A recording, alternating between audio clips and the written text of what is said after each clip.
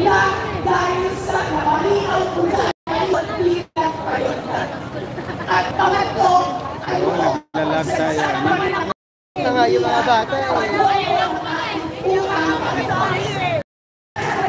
kasi ng sitwasyon kung saan patuloy ang paglamang sa karapatang tao ng mamamayan.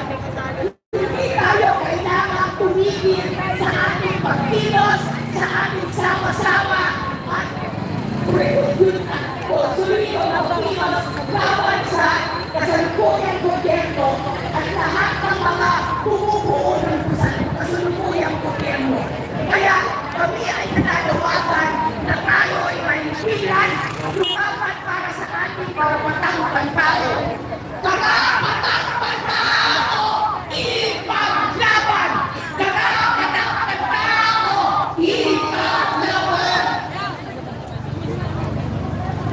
Ang susunod po ay sino ang dapat managot? Tatalakayin yan ni Atty. Jojo Nakalilaw ng Duterte Panagutin Campaign Network. Magandang hapon po sa ating lahat. Kamusta na kayo? Parang hindi kayo kumakain, ha? Dito nga! Kumain kayo. Magandang hapon po sa ating hindi nyo na itatanong kung po ay 65 years old na. Hindi halata, no?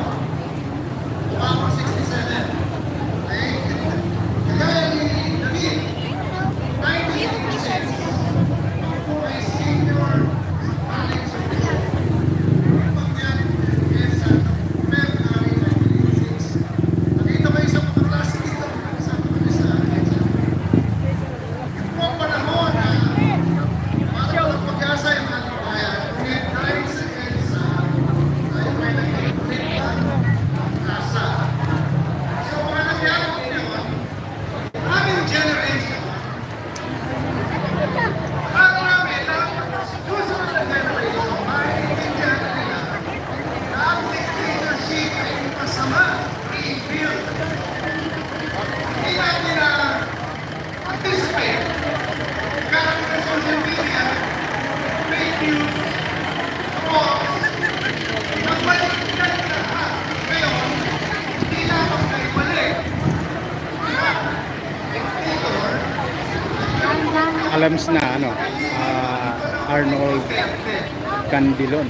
Hindi kami shout out sa lahat, ha. Yung mga hindi pa nakapag-subscribe sa ating channel, huwag po natin kalimutan para po salamat sa inyo. Nasa inyong pag-asa ng bayan. Kami, matulog namin pa ikita na. Nasa inyo na ang susunod. Ngunit, hindi ko tayo tapos. Kaya kung hindi